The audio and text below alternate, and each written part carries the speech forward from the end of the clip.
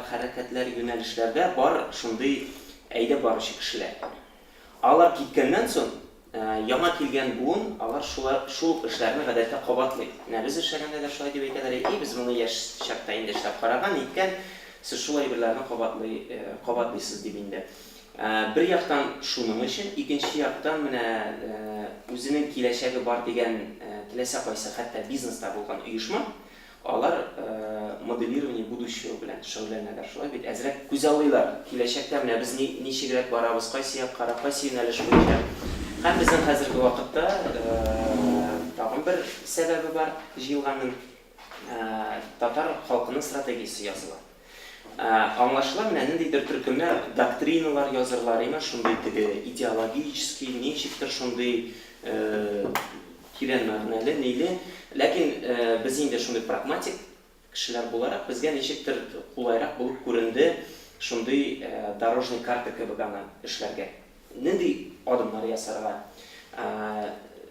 нәрсә эшләргә кирәк, рекомендациялар җыеп, менә аны бер бөтен шундый стратегияга шуны кертеп җибәрергә.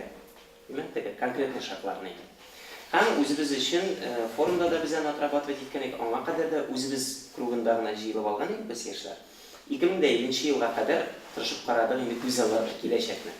Әлбәттә, анда бәлки нидер, белмим, нейронный сетлар булыр, анда без даже сөйләшеп тә тормабыз, дип уйлыйм, уже вас белән нәрсә турында уйлыйм. Мин резко көлеп җибәрәм чөнки юлларда. Үз уенда юмор анда 2018-дә мине Facebook'та тапмый инде 2000. Вот. И шуңа күрә үзебез өчен ике дата билгеләдек. 2030 һәм 2050. 2050. Һәм 2030 ул краткосрочный перспективада. Менә хәзер нәрсә эшлибез һәм безнең хәрәкәт нинди рәвешкә килә, нинди форматка әйләнә. Например, без общественная организация икән, без әйләнәбез ниндидер бер мәдәни үзәк әмәндә. Мәсәлән, или чын мәгънәсендә халыкара оешмага, анда ООНнарга мөрәҗәгать итеп. Белмим, менә төрле карашлар бар, менә аны моделировать итеп була. И юнәлешләргә бүлдек. Беренче юнәлеш безнең музыка. Сез ичегездә 3 төрле музыкаль юнәлештә экспертлар на самом деле. Безнең яшьтәшләр булсагыз да, бәлки сез аны не подозревали, но без шулай считаем, что сез лидеры мнений, как минимум. И плюс еще практиклар, ансы да мөһим. Как бы Айваз син аңлансыздыр, син поп һәм эстрада өлкәсендә, Илмир ул поп һәм классика. Академик музыка дип әйтгәндә, Ильяс ул альтернатив һәм бәйсез музыка. Менә бу эш юнәлештә сез ничектер, белмим, менә подтверждаете или отрицаете ме, кире калгарсызмы? Дөнья күләм трендларны да беләсездер инде, бу өлкәдә шулай бит. Дөнья кайсы якка бара? Без бу дөньяда нинди урында тегесемелсе, аны бәяли алырсыз дип инде өметләнәм. Безнең төп эш юнәлеш була. Бәлки дүртенчесен ничектер истәп карармысың? Ну, примерно инде менә шулай итеп. Юк, юнәлештән түгел, фольклорны ярар, Ансин Геннадьев белән аерым интервью итеп тә яздыраларбыз. Менә төп безнең сөйләшүнең төп мәгънәсе шунда. Димәк, без моделируем будущее бергәләп сезнең белән, димәк, күзалларга тырышачакбыз, юнәлешләр билгеләргә тырышачакбыз, кайсы якка барырга. Һәм аның төп нигезендә нинди вопрослар абсолютно. Хәзерге ситуацияның үз юнәлешләрегез, теге башка кешенең юнәлешләрен күреп белсәгез дә, алар турында да әйтә аласыз. Плюслар, минуслар. Ну, плюс-минус ул бит җиңел әйтергә, шулай бит инде җиңелрәк. Монда сез эксперт булганыгызны теге, как говорится, дәлилләп бер яктан, и безнең сүзне дәлилләп, рекомендациялар. Менә бу ситуацияны Ничек өстенлекләрне үстерергә, ничек кимчелекләрне киметергә. Да? Все просто как бы. И долгосрочный, краткосрочный перспектива 30 елга бу икенчесе инде. Менә нинди рәвешле үзгәрү. Без тәмам бетмәс өчен, менә шулай рекомендацияларга нигезләнеп эш итсәк, нәрсәгә әверелер. Һәм 2050 елга без нәрсәгә киләбез? Кая килеп җитәбез? Телисезме, мин на своем примере бу әйберне сөйлим? Әлбәттә. Кирәкме? Примерно. Ну, например, без общественный оешма, бөтен дөнья татар яшьләр форумы дип аталабыз. Без, мәсәлән, структурны алай бик нык оешма түгел. Мәсәлән, шундый сетевой системага салынган, һәрберсе күбрәк шундый, күбрәк шундый хаотичный эш итә иде. Хәзер безгә кирәк нәрсәндә индикаторлар билгеләп анда, эшне системага салып, һәрдаим эшли торган шундый сетевой структура булдырырга. Һәм без мәсәлән хыялланабыз, безнең максат дип табабыз инде теге шәһәр мәдәниятен үстерү. Бу юнәлештә безгә кирәк дибез шундый заманча мәдәният үзәге. Кая менә коллаборациялар барлыкка килә, төрле сәнгать юнәлешләре бергә нәрсәдер булдырганда яңа әйберләр. Менә һәм 2030 елда мәсәлән безнең шундый яхшы структуралы, көчле иҗтимагый оешма теләр идек без. Һәм шундый һәрдаим эшләп торучы һәм ниндидер яңа мәдәни продукт чыгаручы үзәк. Мәсәлән, 2050 елда бу безнең дөньяның кайсында почмагында яшәсә дә татар булган кешеләрнең хокукын яклый торган шундый халыкара мощный оешма. Мәсәлән, менә примерно шулай. 30-га бу? 50-ге. Ну, мәсәлән, Biz zor pessimiz şu an. пессимист. Мәсәлән, мәгариф системасында да шулай без уйлыйбыз. Мәсәлән, хәзер курслар ачып җибәрәбез, шуннан соң ул әверле ачык университетка, шуннан соң бу онлайн эшли торган университет, чынбарлыкта эшли торган университет, милли университетлар барлыкка килә. Мәсәлән, Апельгейстә. 2000 елда бу университет анда ниндер 100-леккә керә, 200-леккә керә. Например, бу фантазия булырга тиеш түгел. Шундый беләсезме, кай вакыт моделирование будущего без шундый кимчилек белән шундый бер кимияга бар иде, кешеләр фантазировать итә башлады. Вообще реальностьтан бик каты. Андый да булырга мөмкин. В принципе, аны шикләргә кирәкми. Уж прям теге әйтәләр иде. Мәсәлән, мин проект уйлап таптым анда татарча Disneyland теге сымансы. Ул ниндидер барыбер теге ниндидер бер. Ләкин һәрбер фикердән ниндидер тормышка ашырып торган бер реаль җирлек алырга була. Ул әлбәттә аны фантазияли, ләкин кем өчендер чыннан да, ләкин инде ул аны минимальләштереп масштабын. Ул икенче бер теге Disneyland түгел, әйтик мәсәлән, ниндидер бер кичкенә парк әйтик мәсәлән, теге кайганда булышты. Инде бар. Миңа дустар әйтте, мен фото җибәрә туган авыл. Сездә Disneyland бар икән ди. Әлегә бар ул чыннан. Ну, в общем, аңлашыламы структурасы? Понятно же, все нормально. Алайса Айрат белән Рәдиф була модераторлар. И мин үземә рольне алам, теге шундый бер нәрсәдә аңламый торган кеше сораулар биреп торса, җиңелрәк бит. Шундый роль. Давай, Кем башлый? Әйтегез, кемдә теләк бар инде дигән. Сез бу компанияда компашкада теләйсез. Айваз. Классым Айваз. Сез конкрет миңа сораулар бирсәгез, мин оңайлырак булыр дип уйлыйм. Чөнки мин ничектер алдан аннотация рәвешендә әзерләмәдем. Шуңа күрә миңа сорауларга җавап бирү оңайлырак булыр. Чөнки миндә беркадәр теге аңлау бар, шушы аңлаудан чыга. Ну кара, вот минчик мәсәлән, әйтер идем, өстенлекләр башлый. Татар эстрадасы, татар поп музыкасы, аның нинди өстенлекләре бар. Ул гомумән шундый төзелгән инде структура бар. Кеше җырлый башлый, аны кемдер таба ала, мәсәлән, аңа акча бирә ала, инвестиция, аңа җырлар язалар, клиплары чыга телевизорга, ютубка, ул гастроль ясый, акча эшли. Ягъни такой теге кунбатыш индустриясы бар инде, әйме? Шуңа кеше ничектә булса да таланты бар икән, бер ул ничектә аны булдыра ала, ничектә акча эшли ала. Бу талант гына түгел монда гомумән хәзер бит без индустрия шушы эстрада, шоу-бизнес индустриясын караганда, монда шоу өлеше һәм талантлык өлеше ул ниндидер бер төрлечә аңлатыла торган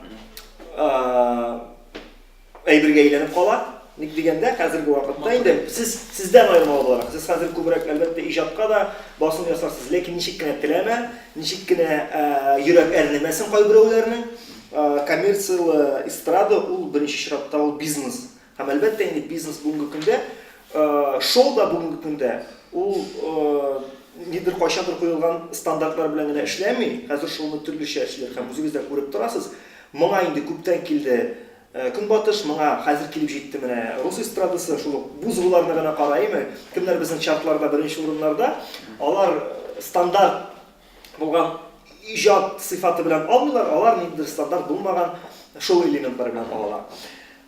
Плюсмы минус? Бу беләсезме, бу бер караганда, әгәр дә без алдан эстрадага һәм коммерциялы шоу-бизнеска таләпләр куймасак, бу югары сәнгать дип. Бу плюс. Менә монда аңларга кирәк безгә. Без хәзер таләпләр куябызмы? Без бер караганда таләп куярга хокуклы да түгел кебек, димме? Бер караганда без әйтәбез, син дөрес җырламыйсың, син булай эшләмисең, синең клибың дөрес түгел, син дөрес түгел. Менә хәзер әкренләп шуңа барам. Икенче яктан без моңа таләп куярга хокуклы микән? Чөнки һәрбер кеше үз акчасына эшли моны, һәрбер кеше үзе булдыра һәм бүгенге көндә каналлар бар бит. Менә без блогерларга бит бәйләнә алмыйбыз. Син элек телевидениедә чыккан. Юк, тәнкыйть яратабыз инде. Тәнкыйть ялабыз, ләкин ул барыр үзенең аудиториясын табачак. Моны плюс дип тә карарга була, минус дип тә карарга була.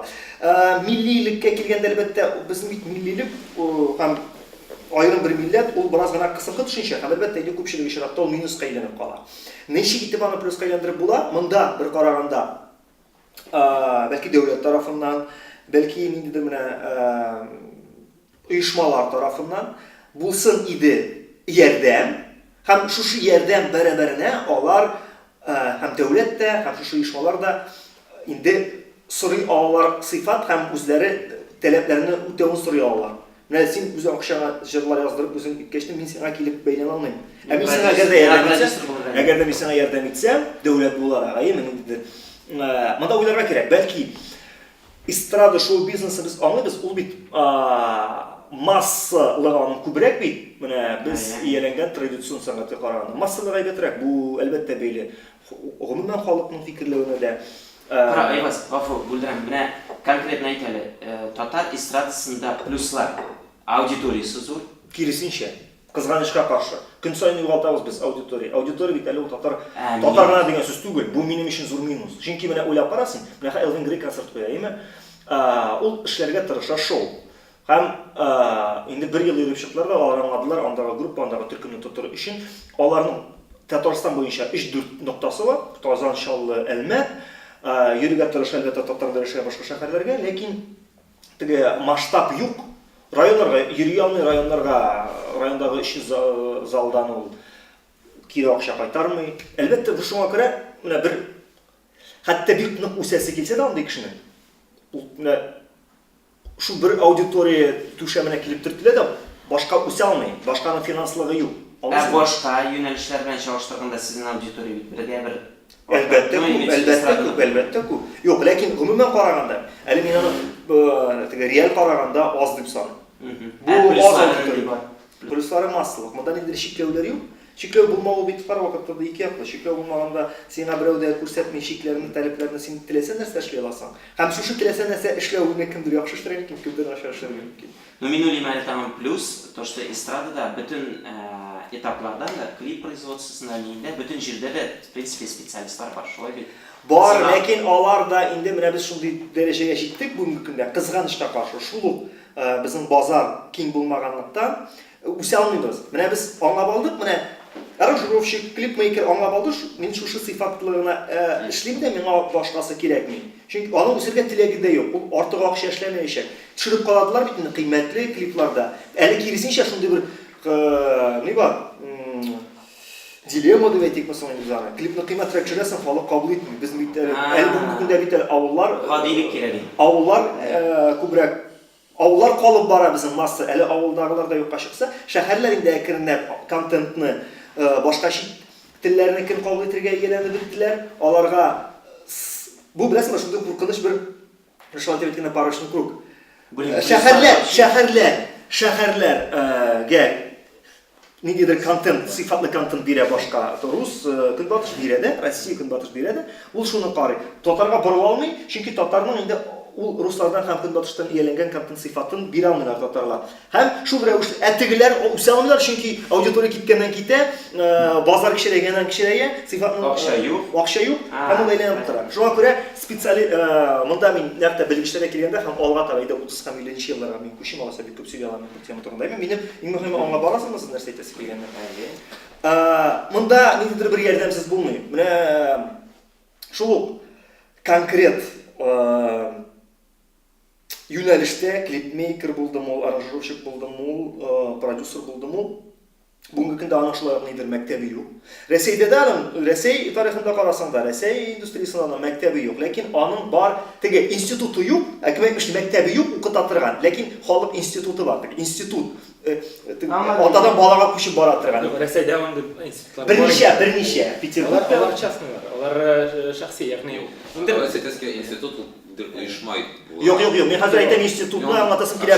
Баба, анда кайчандыр калган. Анда теге мәктәпкә килгәндә бар шәхсиләр хәзер чыга башлады. Ләкин аларны чик белгечләр каян барлыкка килгән, кемдер актер, кемдер журналистиканы бетерә дә, әкренләп квалификациясын үзгәртә дә куя. Татарда гомумән юк. Татарда да әле кадәр бернинди институт бар. Электән килгән, ләкин ул инде дөнья таләпләренә туры килми. Ул кайчандыр бәлки менә хәзер 90-нчы, әле дә шушы 2000нчы еллар башындагы таләпләр белән эшлиләр алар дип саныйм. Һәм монда бердән бер чыгу юлы, ул да булса дәүләт тарафыннан финанслап талантларны стажировкага целевое алдан ук билгеләп җибәрергә аранжировщикларны, белмим, Америкага, калган илләргә аранжировщиклар. Аларны бит монда җибәргә дигән андый таләп булырга тиешле, чөнки без менә хәзер сөйләшә алып барабыз. Россиянең теләсә кайсы төбәгеннән үз өлкәсендәге белгеч Казанга килеп ул белемне бирергә әзер һәм алар безне инде авыл дип карамыйлар. Алар адекват рәвештә менә нинди воркшоп, мастер-класс белән сезгә килеп нәрсә өйрәтә алабыз дип сорыйлар. Шуңа күрә Шунда киресенчә рекомендация. Хәтта беләсезме, шундый кызганычлыгы бар. Мин аны радиода эшләгәндә дә аңлыйм, бу радиога кадрлар эзләгәндә, име? Чөнки азмы без бар бер радионың бер стандарты бар. Алып барышына, име? Ул сөйләм теле. Аның сөйләм теле дә камил булырга тиеш. Шул ук вакытта дөньяга карашы заманча булырга тиеш, һәм ул хәзерге дөнья стандартлары белән яшәргә тиеш. Һәм шунда килеп чыга безнең парадокс. Безгә килә сөйләм теле камил булган кеше килеп керә, ләкин ул стандартлардан калган. Менә ниндидер бер бик куркыныч әйбер. Килә ул татарчасы бик әйбәт аны, ләкин менә без әйткән стандарт буенча, без әйткән стандарт буенча, чөнки аның үсеше булган. Ул бит инде менә әйләндереп салынган татар мөхитендә үскән һәм аңа ул стандартлар бәлки бирелмәгәндер. Һәм киресенчә, килә безгә шундый дөнья стандартлары белән, дөнья кызыксынулары белән кызыксынган кеше, ләкин теле аның инде калькалы. Татар теле калькалы, шәһәр малай булырга мөмкин. Шуңа күрә бик сирәк менә шушы ике сыйфат бергә кушылган кешене табу. Бу очракта менә бу проблеманы шешәчә. Менә ничек тә булса, торган нидер ул кешеләрне заманча фикер. менә әйтәм бит, мин әлегә уйлыйм, менә музыкага килгәндә, менә берничә белгеч алдан ук, менә заманында Камал театры ничек безнең башланып киткәнен хәтерлисез бит, ничек еллар дибез без алар. Нимә менә аерым бер шыр бар безнең хәзерге бүгенге көндә метрлы һәм шунда алар алып укытканнар, аларда татар бүлеге булдырганнар. Безгә дә менә бер төркем булдырырга кирәк. Продюсер, аранжировка, клип-ладшер буенча алар алып кайтып монда кулланырга тиеш шушы үзләштергән белемен һәм ясарга тиеш. Кулланалар. 30-нчы елда нәрсә була? Куллансалар. Әгәр син рекомендация үтәрсә. 30-нчы елга инде без кузгалырга мөмкин, әкренләп без кузгалырга мөмкин. Ләкин монда икенче фактор әле Популярлык арта, име? Популярлык артмый, сыйфат барлыкка килә, музыканың һәм клипның сыйфаты барлыкка килә, һәм бәлки инде әкренләп көнбатышка һәм рус эстрадасына инде ияләнгән һәм татарны күрә алмаганнар. Күрә алмаган дип әйтәм инде. Кабул итмәгәннәр. Туктале, ашыкма әле. Менә Элвин Грей нишләтте безнең? Яшьләр бит инде киткәннәр иде. Элвин Грей ашыкмагыз әле. Безнең татар телендә дә сыйфатлы әйбер эшләп була дип алар тотып калды һәм күпләре кире борылдылар. Борып китеп баралар иде. Тыңдап ишетәләр. Сыйфаты алар теләгән. Теле татар тукта, мин бит әле татар дип әлбәттә үзе аңа әлбәттә монда беренче чиратта эшләмим, беренче чиратта да сыйфат эшлиләр. Аннан соң үзе аңа килеп кушыла. Борылдылар, карасалар сыйфатлы татар телендә әйбер бара. Мин әлбәттә ул бәхәсле тема. Мин теге Элвин Грей дип бер мисал итеп күрсәтәм. Аны 2000нче елны әйтәле менә сиңа башыңа килгән идеаль шундый киләчәк татар поп музыкасының идеаль киләчәге шундый. Нинди күз алдына китерә алмаслык шундый бер амбициозный бер максат. Күз алдына китерә алмаслыкмы? Ну, бәлки күз алдына китерә алырлык. Беләсезме, хыялланырлык, хыял шундый менә 2000нче елда. Белмим, Рәсми хыял агәрдә без. Татарстан безнең Швеция кебек булыр, һәм бөтен мәсәлән Америка топлар татар яссалар иде мәсәлән. Син белмисең кем монда не псевдоним тора мәсәлән. Аны карыйсың, ал калсың, Галимҗан. Yok, bunun için Tatarların eşit dilde.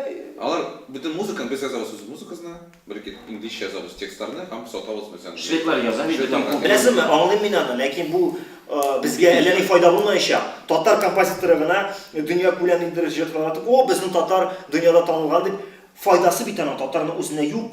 Ol, bardik bizim işi bir gururlu. Ol bizim işi bir gururlu. И бу интеге зур. İntegrasyon bir ilişki. Lakin o... Икенче бер әлбәттә үзебез җырлар язабыз да, үз татарча язабыз да, чыгарабыз һәм алар шулай танылар. Benim için en mühimi, biz icat etken aybı ne kabul edilerek publika olsun hem tilde demeyelim, biz sıfatlı show business olsun demeyelim. Sıfatlı show business şuna üstte plus onu kabul edilerek hem show business'ını kim degende aklar, bu kim degende. Elbette şuna üstte Akşalata ayı aklav. Ali bu kim degende? Aklav bit o kişi hatta aklansa da icat etmeyecek. Ona işlerge gerek. Tabış gerek. Hem şu tabış bulurluk kulemdagi auditoriya bulsan idi. Çünkü biz sizleriz o yıldan yıl auditoriya kaşıgan.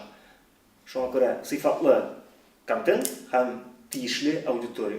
Bunda elbette onun ilişkileri var mıydı dertigi? Sıfırlı yönelişke kelgende değil mi? Alар турында да айтып узарга mümkündür деп ойлаймын мен. Шулықтағы қазіргі күнде стриминговый система бар бит музыканың айымы. Аның үстінде бик көп іш алып бара керек. Чөнки бүгінгі күнде біздің жоқ, umuman бір нәрсе жоқ. Бұған мен өзім бик яратам. Өзім хатта икесінде бірсінде отырмын. Яндекс Музыка, Apple Music айымы. Dünya күләмалар бик көп, һәм алар чыгып та тора. Безнең әле Татарда тиешле дәрәҗә шулык аудитория килеп тоташа.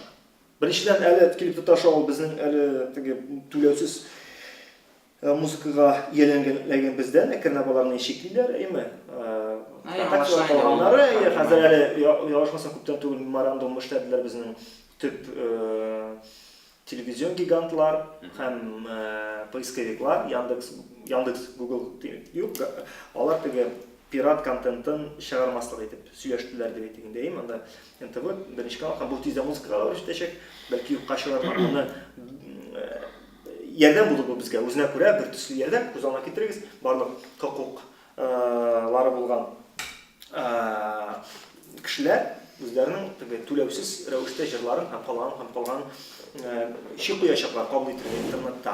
Бу үзенә күрә бәлки шуннан да менә шушы стриминг түләүле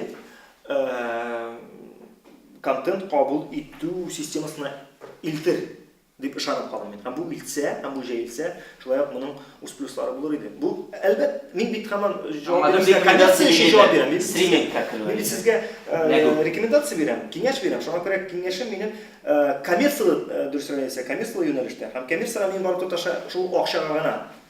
Стриминг бар, җырлаучы җырлады, көндер түләп сатып алды, аның акчасы булды, ул тагында ул бер-берсенә нык бәйләй берләр. Бер-берсенә нык бәйләй берләр. Сорау минем, әгәр дә татарлык турында сөйләшәк, масса күләм популяр музыка кешене татарлыкка кайтарамы? Чынлап та. Ну, мәсәлән, без калган татарлык клибын әйтә, вот кешене карады да, алар татарча өйрәнә башладылар. Ну, безгә геләтә шуны. Дөрес җырламый, әмма тигез клибы сәер, әмма кеше татарча өйрәнер. Без бик ышанмадык, чөнки бер кая да күрмәдек әле бер кешене татар клибыннан соң безгә теге Риога килде курсларга әйтеп, менә мин күрдем дә уйлаганым кирәк. 35 яшь инде. Yok, кайтару түгел, ул бит инде бер ilişkilе була алмый. Алар bütün менә татарлыкның нәрсә булдыра, традиция, җырлар, без беләбез инде. Телне өйрәнү мәсәлән, телне генә өйрәнү булсын. Айрым бу тел өйрәнү мәсәлән теге әкияти яңгырый, менә мин Салаватның җырларын татар телен ярата башлап, без барабыз да инглиз телен нигә өйрәнә башладык. Мәсәлән, җырдан сез җырламый, беләсезме ки, нәрсәне җырламый. Мин аны тыңлыйм. Аның өчен Юк, бу миңа практика буларак. Юк, мин бит күп сүзләрне беләм, җырларламавык кына. Шул кыры мен кайт, мин лексикология бик сәер. Юк, ләкин син бит инглиз телен кара әле җырны аңлый белеп өйрәнмисең. Аның да булса бар иде. Нигә? Юк, алайда була. Башык була да итальян җырларына, француз җырларына. Шундый бәгә. Мин мәсәлән инглиз телен Beatles җырларын өйрәнер өчен өйрәнгән. Шуның өчен бу бигрәк теге минем өчен әйтик мәсәлән, бу бер түбәнрәк сәбәп минем өчен. Мин телне өйрәнәм гомумән. Гомум әлеге телне үземдә булдырыр өчен, гомум аңлар өчен. Әҗер өчен. Әмма шул масса күләм культура буламы шундый теге этәргеч була аламы? bir ülüşü. Ул ким дигәндә саклап калырга ярдәм итә. Чөнки менә тел бит булдыра барлык өлкәләр, сәнгатьнең барлык өлкәләре, сәнгатьнең генә түгел, гомумән телдә нәрсә эшләнә, нәрсә языла, нәрсә бар, бөтен сүзгә кушкач барлык килә. Бер өлеше, шуңа күрә әлбәттә, һәм ул сыйфатлы булса, ул җәелсә, һәм калганнары да, монда музыка белән генә әллә кайра китеп булмый, калганнары да шул ук вакытта бер тигез дәрәҗәдә үссә, онда әйтергә була. Ким дигәндә саклап калачак. Ким дигәндә саклап калачак. Илмир, син. Нинди академик музыканың нинди хәзер плюслары бар? Мәсәлән, композиторлар бармы, яшь тагын ничектер нәрсәдер яңа бәлки ни барлыкка килгәндер, бәлки буын. Һәм нинди кимчелекләре бар? Мен плюслар дигәндәй, плюслар турында уйлап утырам, тырышам табарга, һаман таба алмадым мин. Yok, sen плюслар дип әйтмә, әгәр Минем Бәлки кичкенә плюс. иң зарлана торган чыгышым булыр дип уйлыйм мин. Җылыйм хәзер. Беренчедән, нәрсә ул академик музыка гомумән? Без шуңа килик. Академик музыка беренчедән барлыкка килгән менә бу Европада булганнар төрле монархлар и һәм аларның теге придворный композиторлар, шул Заказ буенча, дәүләт заказ. Бах, шул Моцарт, шул алар дәүләт шул менә монархлар заказ буенча симфониялар булсынмы, опералар булсынмы, барысында шуны язганнар. Аннан соң 19-нчы гасырда безнең шулай ук анда Чайковскийлар шул ук монархларга язганнар алар. Бик күп дәүләт белән эшләгәннәр. Яисә бик шундый анда теге бай гаиләдән чыгып, дворяннар буш вакытын әрәм итмичә музыка язып торганнар. Аннан соң безнең килә совет заманасы. Һәм безнең идеология барлыкка килә, һәм менә безнең хәзер без татар академия музыкасы янына киләбез. Шундый чыккан әйбер һәр милләтнең советтагы булган милләтнең булырга тиеш симфония, булырга тиеш опера, балет һәм башкалар. Шуңа күрә 20нчы елларда, 30нчы елларда безнең сәләтле булган кешеләрне массовый рәвештә җибәрәләр Мәскәүгә. Шул ук Нәҗип Җигановлар, шул ук Рөстәм Яхиннар барысы да Мәскәү консерваторияларын тәмамлап кайталар монда һәм башлыйлар менә бу милли академик музыканың нигезләрен салырга. Беренче опералар туа, беренче балетлар, концертлар һәм башкалар симфониялар. Һәм алар бер туктаусыз эшлиләр шул дәүләт ярдәменнән. Чөнки ул идеологиягә бик кирәк әйбер булган. Ул менә академик музыка бит халыкта юкән академик музыка ул теге недоразвитый халык дип санаганнар вакытта. Дәүләт заказыннан кала композиторлар юкмы? Ну, совет заманында юк. Алар йөргәннәр генә инде. Совет заманында кеше буларга тиеш. Бетховеннан анда белмим. Юк, син. Аларда Ул 20нчы гасыр турында сөйли. Бетховен шулай, ул әйтә, ул булган придворный, то есть яшәгән при дворе, Күбесенчә придворный. Музыка яза. Бөтен музыкалардан ишегетергә менә академик музыка ул бик күп сорый чыгымнар. Оркестр асрарга, аның эше дә ничек әйтергә, аның эше дә. Ну менә хәзер карагыз, мин менә хәзер сөйлим композиторына кирәк түгел, консерваториядә укыта торган укытучы да кебек буларак. Мәсәлән, безнең һәр елны күпме, әзме 2-3 кеше тәмамлап бетерә консерваторияны, композитор. Ул бит әле ел сайын. Кем анда килә? Анда бит әле килә кем башта музыкаль мәктәп тәмамлаган, аннан соң музыкаль училище тәмамлаган, аннан соң консерваториягә тырыша кергән кеше һәм 5 ел шул менә авыр музыкалар әллә нидә авангард симфониялар язып без аларны анда төрлечә теге әйтергә юк инде юк. Өйрәтәбез, тәнкыйтьлебез, ул бит инде шундый кишле отбор бара. Һәм шуннан соң кеше укып бетерә һәм дөньяга чыга һәм бүгенге көндә менә мин үземнең тәҗрибәмә нигезләнеп, аны турыдан-туры әйтә алам, академик музыка белән яшәп булмый берничек тә. Аның теге ниндидер bir-iki kişi yaşay aladır аны. Ничектер теге рәтен табылмы, нидер анда связьлар ашамы, үзенең гаиләсенең анда нидер мөмкинлекләре бармы. Турыдан-туры әйтеп була, яшәп булмый. Мәсәлән, мин консерватория бетерән кеше, мин оркестр белән күп эшләгән кеше. Мин бүгенге көндә менә театр булмаса, дәүләткә багышланган җырлар булмаса, мин эшли алмыйм, үз һөнәрем белән мин эшли алмыйм. Чөнки Гомумән дөньяда. Гомумән Россия турында әйтә алам. Дөньяны әйтә алам. Америка, Европаны мин әйтә алмыйм, чөнки анда мин яшәмәгән кеше. Безнең Россиядә, әлбәттә Казанда композитор яши ала. Менә шундый заказлар, и то заказларга һәр кеше тоже ләгәнми. Менә мин ярар ничектер анда Ренат Харис ярдәме белән, танк команда ярдәме белән, анда Камал театры белән мин дус, танк ул сер түгел, мин сезгә турыдан-туры әйтәм. Һәм менә шул юнәлештә мин эшли алам. Менә мин иртән торып, мин симфония язам дип, андый минем мөмкинлегем юк. Сорашасы турып тора, Россиядагы булган композиторның хәле башкачамы? Шулай ук. Күбесенчә шулай ук. Россиядә, Мәскәүдә, анда шул ук театрлар, анда безнең 5 театр бар. Аның опера театры заказ бирми. Ул бер Ахяровага заказ 5 елга бер тапкыр. Ул читай юк дигән сүз. Аннарысын Тинчурин театры гомумән эшләмәй композиторлар белән, Качалов театры гомумән эшләмәй композиторлар белән. Безнең бар бердән-бер Камал театры эшли һәм Тюз эшли. Безнең заманча композиторлар белән. Шунысы да анда берничә композиторлар менә шунда ләгән. Котышкыш юк тукта, бер плюс бармы? Бер плюс. Бер плюс. Нинди Консерватория бар. Безнең нинди плюс бар? Безнең плюс бар. Сен дә укытасың. Безнең Татарстанда бик күп, бик дәрәҗәле, бик сыйфатлы оркестрлар, музыкаль җыентыклар дип әйтәм. Безнең бик яхшы камера хора мәсәлән. Безнең Сладковский оркестр Россиянең Башкаручылар да бик дәрәҗәле. Син татар күләмендә дисең, хәзер Татарстан күләмендә генә әйтәсең. Шулай бит? Юк, ул татарныкы да инде. Сладковскийлар алар бит язалар, мине дә. Татар классик музыкаларның җыентыкларын Безнең менә шул яктан мөмкинлекләребез зур кебек алар. Ләкин ул мөмкинлекләр алар эшләмиләр, чөнки композитор бит язарга тиеш. Менә син яздың, бер яздың, 2 яздың, яшәргә кирәк һәр көнне. Шуңа күрә күбесенчә без барыбызда кем китә эстрадага, кем китә менә шул мәсәлән турыдан-туры әйтәм. Марат Мухин, мин аны бик яхшы беләм.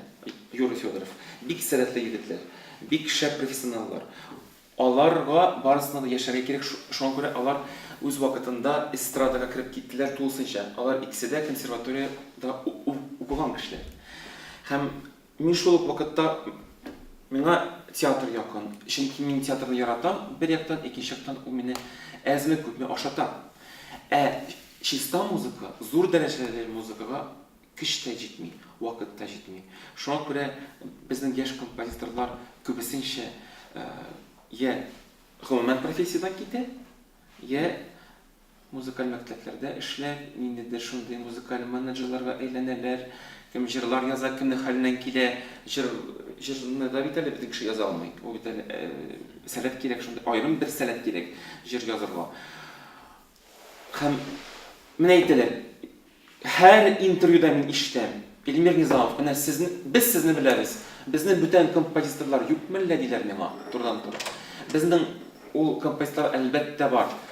Минем кебек телефанатиклар бигәс. Чөнки мин үзем мин фанатик. Шуңа күрә түлиләр миңа, түләмиләрме? Мин алга барам, барыбер мин. Кеше ул бит уйлана. Менә мин консерваторияны 11нче елда тәмамладым. Бүген 18. Ул вакытта безнең 10га якын композитор тәмамлады консерваторияны. Кая алар? Югалар. Син группадашларның берсе дә бу һөнәре буенча эшләми. Юк. эшләмиләр. Qarayla, Emir, Şimdi rekomendatsiya alaysan. Rekomendatsiya bu qiziqish minuslarni хотя бы nolga aylantirib. Yo'q, mana biz minuslarni siz Demek sen zakaz turunda aytdın. Әйе. Demek zakaz sistemasi ул хәзер юк. Юк, заказ системасы юк. Бөтенләй. Заказ системасы нинди булырга тиеш? Ул булырга тиеш, мәсәлән, ул Синең күздә. минем күзлектә бәлки шулай. Ниндидер грант форматта. Мәсәлән, мин композитор. Мин бирәм заявка. Менә минем шундый идеям бар. Аның анда иток менә шундый була. Аның киләчәге менә шулай. Миңа кирәк менә шул хәтле вакыт, һәм менә шул хәтле анда акча. Мәсәлән, мин анда 5 ай дәвамында менә шул әйберне чыгарам. Иҗат итәм. Кем бәя бирә бу заявка горизон? Кем бәя бирә? Монда бүгенге көндә безнең ничек эшли менә мин культ митингдәгез безнең мин культ ничек була татарча? Мәдәният министрлыгы. Мәдәният министрлыгы. Син әсәрне яздың, елына бер тапкыр безне аны сатып алалар, безнең бар шундый янда закупка комиссия дигән. Һәм алар бәя бирәләр. Һәм син Бәя бирәләр, димәк, бәясен билгелиләр. Әйе, Ничә сум түләп икән? әйе. Һәм Димәк, син бу грант булырга тиеш, син үзең бәяләргә тиеш аны. әлбәттә.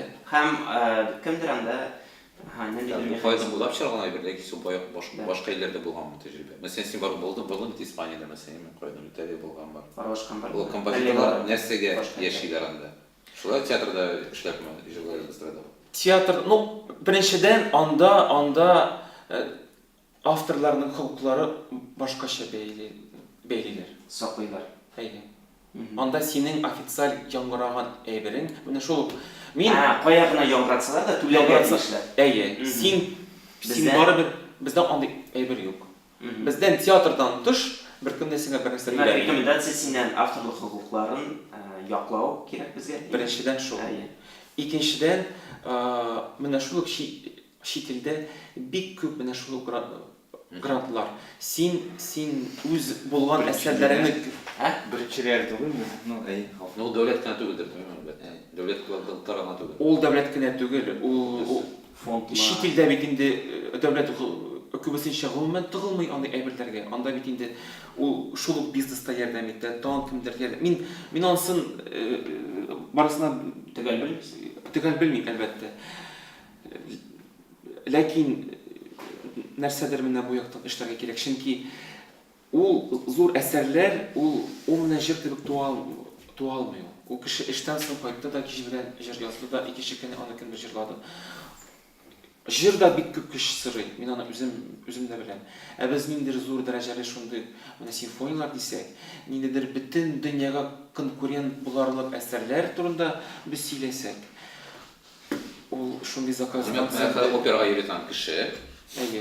ул ничектер. Менә мине мәсәлән Кара Булат танытты. Кара Булат турында бик күп яздылар, бик. Нәрсә ул Кара Булат? Кара Булат бит ул миңа заказ килде.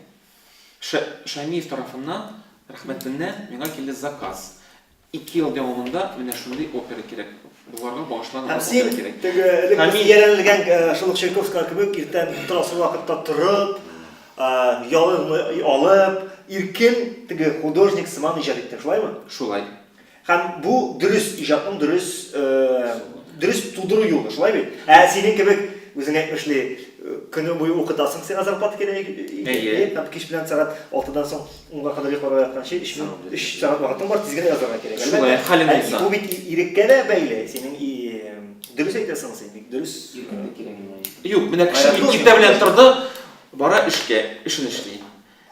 Шулай композитор иртә белән торды, ул эшен эшләргә тиеш.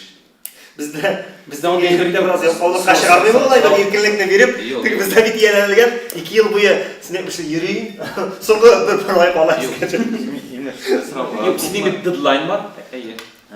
Синең фикерең буенча, менә шундый нидер югары үрләргә ирешсен өчен татар музыкасы күпме менә мондай грант булырга тиеш, күпме композитор, иң кимендә менә шундый рәвештә иҗат итәргә тиеш. Менә шундый рәвештә.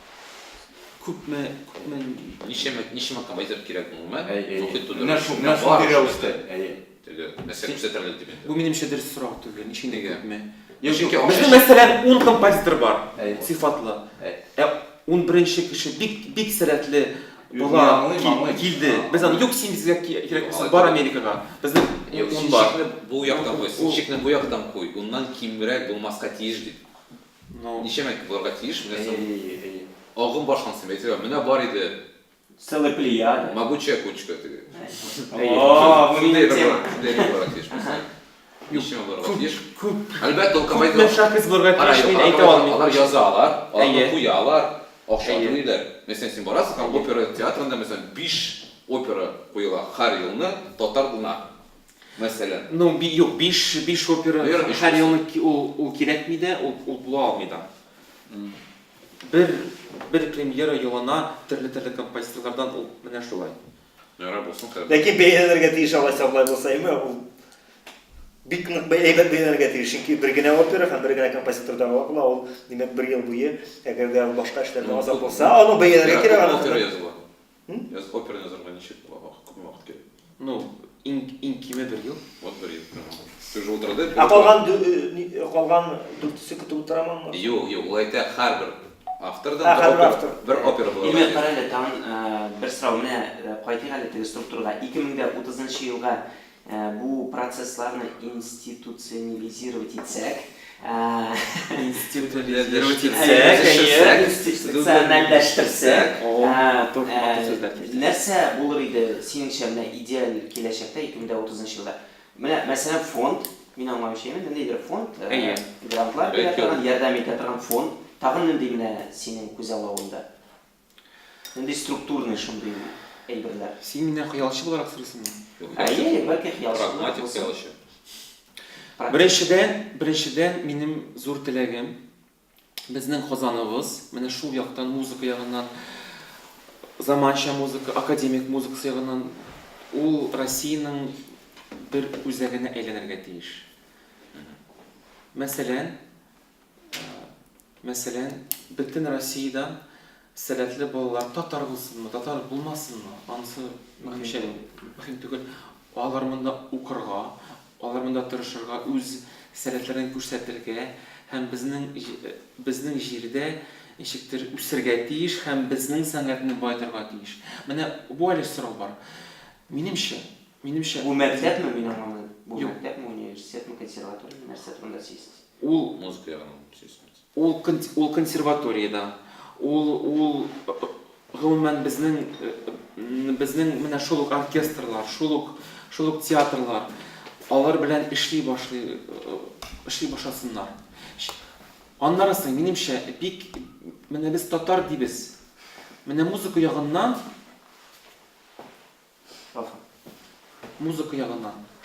Александр Ключарев ул чып-чыкыр урыс булган. Ләкин ул татар арасында үскәнгә күрә, ул менә бу татар дөньясын яратканга күрә, ул бөтен иҗатын татар музыкасына багышлаган. Шуңа күрә монда минемчә син татармы, син татар түгелме, син татар телен беләсеңме, белмисеңме? Музыканың бит гомумән теле юганы. Ничек әйтергә теге музыка ул бөтен дөньяда аңлашылырга әйбер ул. Шуңа күрә татар телле балетлар, татар милли музыкаларны бит аны татарына түгел, аны башка милләтләрдә язалар. Ул принцип аңлашыла. Шуңа күрә менә безнең Казаныбыз ул шундый бик мощный, бик көчле үзәккә әйләнергә тиеш. Безнең ул ничек ул әйләнә ала? Ул төрләкләрдән. Беренчедән безнең музыкаль театр булачак, Алла бирсә. Һәм һәр кеше белә, мәсәлән, елына безнең 1-2 премьера була, һәм шул композиторлар тырышалар, шул премьераларга, шул эшкә алынырга, Музыка язырга. конкуренция барлыкка килә. Син театрга киләсең үз креатив идеяң белән, һәм син беләсең, синең идеяң көчле икән, сиңа заказ килә. Шул ук рәвештә бөтен театрлар. Аннары шул ук рәвештә бөтен музыкаль оркестрлар, анда хорлар булсынмы, ниләр булсынмы. Һәм ул әйберләр түләнә. Мәсәлән, мин бүген кая килергә дә белмим үз идеям белән. Мәсәлән, минем хәлем анда более-менее әле теге, минем исемем бар кебек мине беләләр. Әмма яшь композитор аның бөтенләй белмәгән кеше бүген ул кай килсен ул. Кем аны уйнасын, кем аны җырласын, кем аны куйсын, аның шундый мөмкинлекләре бөтенләй юк. Мәсәлән, язучыларда бар яңа татар пьесасы. Бездә Конкурс дейсiniz. әйе конкурс. Һәм анда бер пьеса өчен күпме 200 мең түлиләр? Безнең яңа татар симфониясы юк. Безнең татар яңа җыры юк. Татар яңа роман бернинди жанрда юк. 5-7 ел элек үткәрделәр бердән-бер Жиганов исемендәге симфоник өчен әсәрләр. Аның шулай премияларында беренче премия 250 иде, икенче премияда 150 һәм өченче премия 50 мең. Бер тапкыр үткәрделәр дә, безнең консерватория ярдәме белән аны үткәрделәр, министерство булышты. Һәм аннарысын күпме без тырыштык, безгә әйттеләр, акча юк диләр. Шуны уздырыр өчен. Яңа татар пьесасы һәр елны бара. Һәм мин аңламыйм, нишләп безнең композиторны безне шулай кысалар. Мин аны аңламыйм. Язучылар алар бик күп. Безнең союзда менә шулай көчле итеп музыка яза торган менә 10 композитор бардыр. Бәлки 8. Менә мин санапка китә алам, кем бүген көнне эшли. Иптәшләр, сез менә беләсезме, тыңлап торам, без бик матур һәм күркәм рәвештә академик музыка турында сөйләшеп алдык. Һәм булар бу тудыручы тарафыннан, композитор тарафыннан әйтелгән таләпләр идеме. Ләкин безнең бүгенге сөйләшүебезнең асылы бит әле гомум халык, безнең татар халкы һәм аның музыка үсешенә тәэсир итүне бүгенге көндә менә хәтта Илмирның куйган таләпләре, теге казалмыжны алып шулай эшләгән дип куйган таләпләре үтәлгән очракта да без бардык шушы академик музыканы туу процессын жайлаштырабыз һәм мөмкинлекләр тудырабыз. Халыкның назарысыз академик музыка булмасы күләм коммерция музыкасы түгел. Аны син күпме генә яхшы уздырма, аны кабул итүчесе тиешле дәрәҗәдә булмаса, күпме генә нинди генә оештырма, әлбәттә ул яхшы булачак калган бөтен дөнья өчен, бөтен дөньяда. Безнең татар өчен әйбәт. Әйе, безнең аудиторияны онытмагыз. Аудитория тәрбиясе ул, менә шул вакытта пропорциональ башсын иде. Без бит хәзер сөйләшәбез милләтне саклап калу турында, милләтнең үзаңын үстерү турында. Менә шушы эшләгән әйберләр белән Тәрбия нинди булыр? әйе, Нинди тәрбия булырга тиеш классик. Мин белә шуны әйтәм бит, без шушы мәсьәләсен, шушы аспектында мөһим әйбер итеп куйбыз. Минем әлегә фикер юк, чөнки мин академик музыка Син аудитория. Син аудитория. Белмим, бу ким дигәндә беләсезме, ниндидер теге банал әйбер әйтеп хәттәйме, Кемгә кирәк ул? заманча тиешле тәрбия, бәлки мәктәптән без нинди тәрбия турында сүз бара алай димме, без монда татар телен бирүне тиешле biz теләгән дәрәҗәгә телне әле мәктәпләрдә укытуга ирешә алмады. Мәктәптә менә классик музыка. Мин кара нәрсә күрәм, әгәр тәрбия. Ләкин заманча. Тәрбия кара, әгәр дә мәсәлән без әйтәбез туган тел дәресләре булырга, бәлки булырга тиеш туган мәдәният дип. Үзенең мәдәният дәресләре анда кеше әйтә, безгә методика җитмешми. Нәрсә сүзләр, безгә бирегез театр, бер дәрес бәлки шулай. музыка өйрәтегез. Сәнгатьтә бергә керсен. Яки без Европада күп бәлки һәр баланы инде бер инструментка өйрәтергә, уйнасын бераз гына, яме. Һәм ул икенче версия тәсен аудитория турында біз күрәбез, мәсәлән, Сладковский күргән Җиханов Мирас фестивале. Мирас. Сез күрдегезме инде аудиторияда бер кашан да элек булган абиләр диде, теге кеше биткәгә кинә матур итеп. Анда кеше нәрсә тапкан, теге нәрсә утырган, что кип килде Җиханов фестивалендә, анда шундый башкача аудитория күренә иде. Аны ихтиҗы бар. Анда нәрсә килә, ләкин ул фестиваль бер генә елга бер тапкыр бара. Сез күрәсез, яме. Симбика операны куйдылар, анда елга бер тапкыр. Бәлки ул карарга кирәк, ни кадәр ул ихтиҗ булыр әлегә. Без күрәбез, хәзерге вакытта биргән әлбәттә кеше йөргән ала. Әйме, һәм теге шиген билергә кирәк. Кайда карый, әлбәттә кеше күп йөрмәс. Мин аңлыйм, бу музыканың һәрвакыт үз аудиториясы бар. Ул бик зур түгел, яки ул бик гадәттә сыйфатлы, ул теге бик яратучан, әйме, ул теге бик тугры. Тугры бик кеше. Кеше әгәр дә ярата инде операны, ул һәр айда бер йөри, әйме, без беләбез теге бар. Интервьюлар инде һәм операга гомер буе әйтә. Мин 40 ел буе йөрим операга әйтә. Минем абонемент бар, әйме, бөтен акчаны шуңа туздырам, мин аңа башы. Футбол фанаты. Шуңа күрә минемчә, әлбәттә, Belki менә шул мәгърифәт системасына, мәгърифәт системасы кертергә кирәк. Туган тел. Belki bir булса, bir туган тел дәресе һәм үзегезнең Татарстан мәдәнияте дәресе. Дөрес. Айбас, хат Бишектән тел академик музыкасының әле тагын бер ягы бар. Ул халыкка гына түгел, ул бөтен дөньяда халыкның дәрәҗәсен күрсәтә. Нинди заманчаның операсы, нинди безнең бүгенге көндә бөтен нәрсә теге Жиганов дәрәҗәсендә генә Жиганов заманасында калган. Ә нәрсә бүгенге көндә эшләнә? Бүгенге көндә бик әз эшләнә, чөнки мөмкинлекләр юк. Без менә шулай анда Метрополь анда операсы булсынмы, алар барысы да белеп торсыннар. Татарларның композитор мәктәбе бик көчле дип белеп торсыннар. Ул әле это вопрос престижа дигән әйбер әле бар. Юк, мин ул ягын аңладым, ул ягын тулысы. Әлбәттә, бөтен кеше ягын әйтәсем килә. Көтеп татарга кирәкме Милләт аны? ягыннан гына әйтәсем килә. Чөнки һәрбер музыка бит ул тәрбия чарасы. Әйтик, мәсәлән, мин сүздә юк сыйфатлы коммерциаль музыка тәкъдим итеп, мин бер төсле аң дәрәҗәсендәге кеше тәрбияләшәкмен. Чөнки аны бер төсле аң дәрәҗәсендәге кеше кабул итә. Академия музыкасын кабул итә, икенче дәрәҗәдәге акыл дәрәҗә. Һәм безгә әлбәттә файдалы татарларда күбрәк булуы менә шушындый музыканы аңлаучы кешеләр. Алар күбрәк булган саен алар әле масса белән дә шушы музыканы аңлаган кеше, ул әле калган массалар белән идарә итә ала, калган массаларга ничектер бер вирус рәвешендә үрнәк булып тора. Алар бер-берсенә бәйле. Синеке дә минеке дә тәрбияли, ләкин минеке сыйфатлы тәрбияләгән чакта, теге массаны тәрбияләү ул бәлки теге ул кабул итүче генә. Дөресрәген әйткәндә, коммерциаль музыка, эстрада ул бар тик телне тотып торыр өчен яхшы име? Теге тыңлыйлар, яраталар, татарлар тыңлый, бар. Синеке тагы да җитдирәк әйбер. Синеке бит лидерларны тәрбияләп торган музыка. Синеке киресенчә тыңлау гына түгел, синекен тыңлап, кеше әле калганнарга да нәрсә өйрәтергә. Акыл, синеке акыллар өчен дип әйтәсем килә. Аеруча акыллар. Интеллигенция өчен. Интеллигенция күбрәк булган саен безгә файдалы. Әле ярый гимназиягә килмәгән. Ильясны күчик. Бер сорагансың, син ничек бәялисең менә академик классик музыканың тәэсире татар кешесен ул әзрәк татарлыкка кире кайтара аламы? Менә руслаша барган татар кешесе Кире кайтара түгел инде. Ну, ничек дип әйтим инде, теге татар Үзән. татар мәдәният милли идеме? Татар милли музыкасы.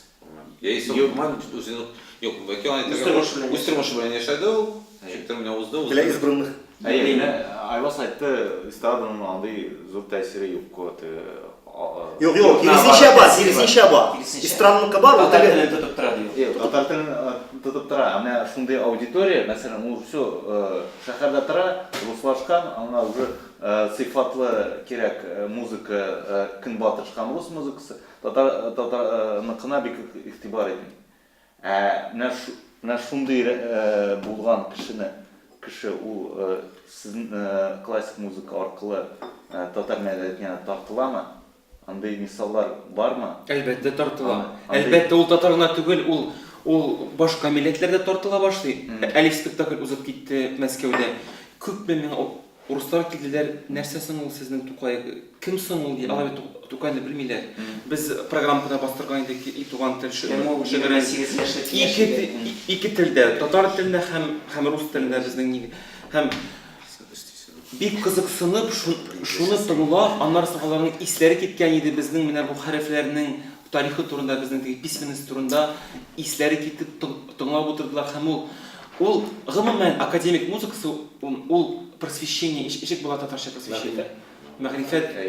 Мәгърифәткә ия кешене. Дөрес. Ләкин сине сораган кем булса, мин үзем ашка җавап бирим әле. Мин шундый кешеләрне күргән, бик еш күргән дип әйтегеме шул.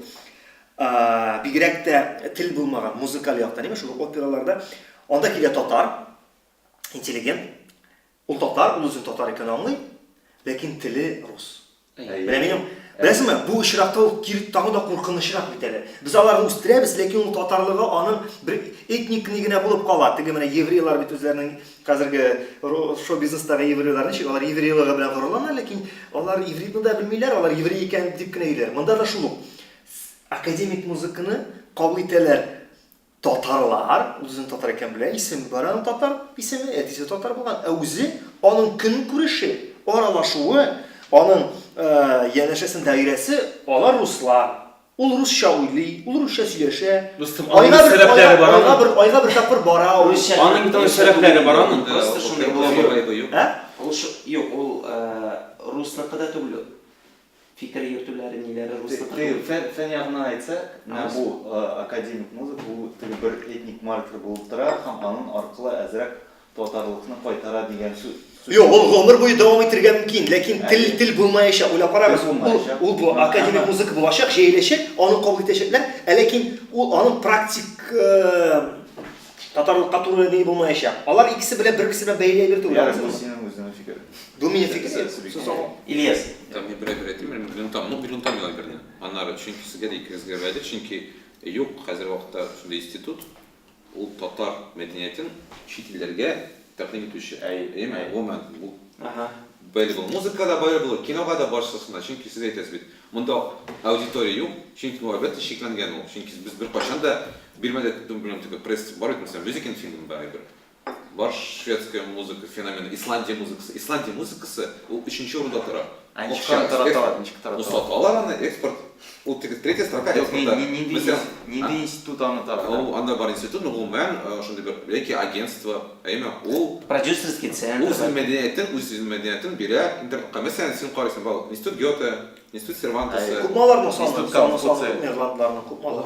İslandiya mı? 400 İslandiyada Алар бүтүнсө бер туганнар күтә инде. Ары бар шундый сайт, син бер кыз белән танышасың, кертәсең исемен, беренче эшләгән ул Условно бар хапам. Радик, дәс аңладым. Условно бар торговый дом Татарстанда КамАЗларны сата, ул Үзбәкстанда яки анда башка ниде. О, менә шундый рәвештә булган. Мәсәлән, без сменада үткәрәбез нефтинской культуры, улар әйттем, Финляндиядагы кеше, институт акча бирә. Монда алып килер өчен бөтен берне. Польшада, әгәр дә мәсәлән син Германиядән бер фильм алып киләсең икән, син барасың башта беренче институт Гётега, син әйтәр, "О, окей, шабит инде." Бездә бер дөнья фильм бирәләр. İnstitüt bizdə elektron muzika yasadı festivali. Бездә Кайым Насыр институтлары бар, алар димәк бу Шуңа күрә ул бәйле түгел музыканың теге сыйфатына, яки сәнне бәя бирүенә, академик музыка формалысы да, нидер бер упаковка белән кисенә бурсын аларга да, мәсәлән, белмим.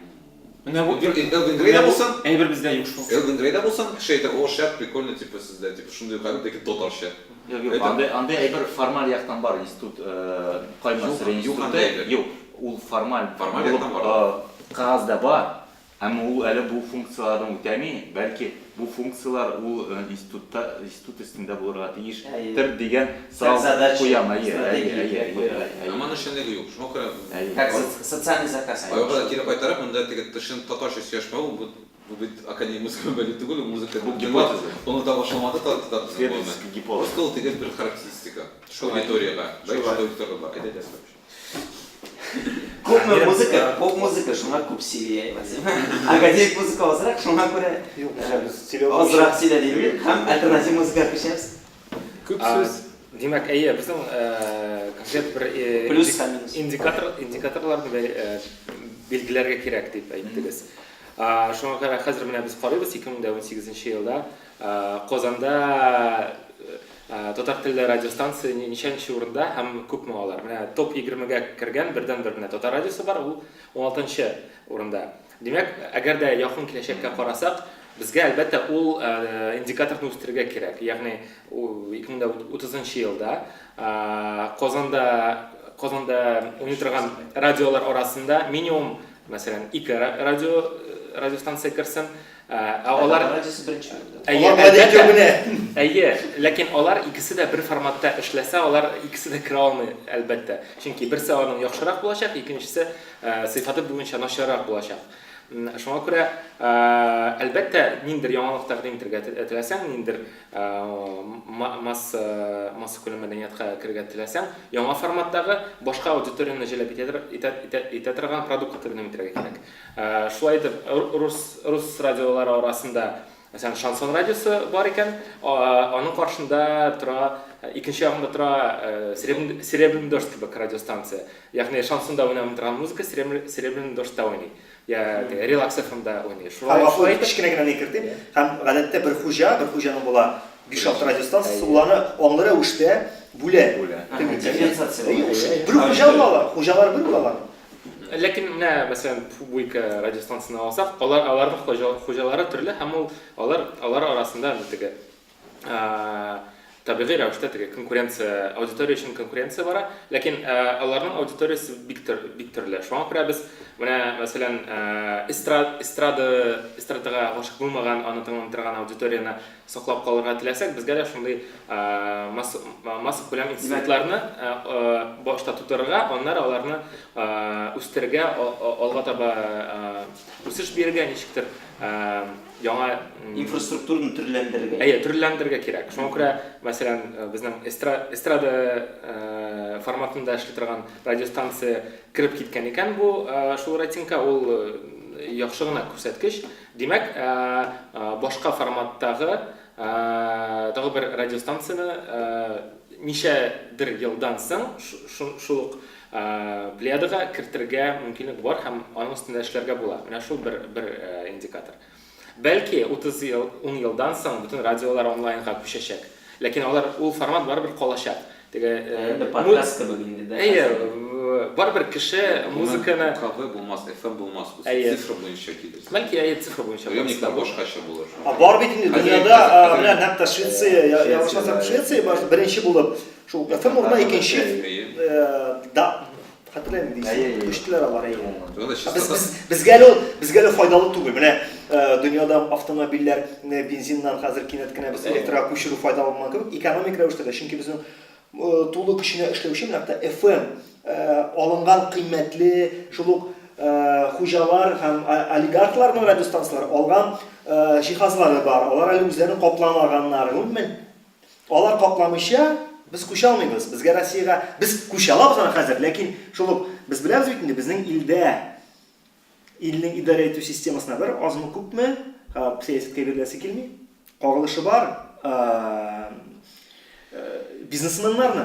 Әлбәттә инде ул бизнес буларак бүгенге көндә шул бензин ташуга кагылса, цифр технологиялары да шулай безнең бар. Әле үзенең ресурсын акламаган тулысынча җиһазлар, шуңа күрә аларны үтмешәле biz күчә алмыйбыз. Буларына гафу итегез, искәрмәйли.